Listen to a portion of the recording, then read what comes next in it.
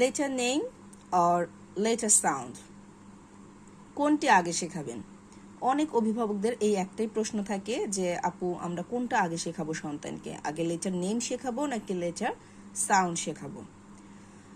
নিয়ম অনুযায়ী উচিত হচ্ছে প্রথমে লেটার সাউন্ড শেখানো, দেন হচ্ছে লেটার নেম শেখানো।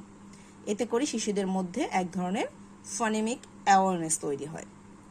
বাট আমাদের দেশের প্রেক্ষাপটে আমি বলবো যে, আমাদের দেশ বলতে আমি বোঝাচ্ছি যে বাংলাদেশের প্রেক্ষাপটে আমি বলবো যে আমরা আগে শিশুদেরকে লেটার নেম শেখাবো।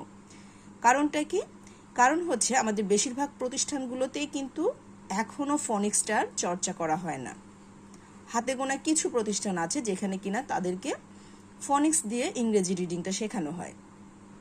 সেক্ষেত্রে আমি যখন আমার শিশুকে ফনিক্সের সাউন্ডগুলো আগে শেখাবো, অর্থাৎ লেটার সাউন্ডগুলো আগে শেখাবো, তখন কিন্তু সে যখন প্রতিষ্ঠানে টিচারদের কাছে শিখতে যাবে তখন একটু কনফিউজ হয়ে যাবে বা মেলাতে পারবে না।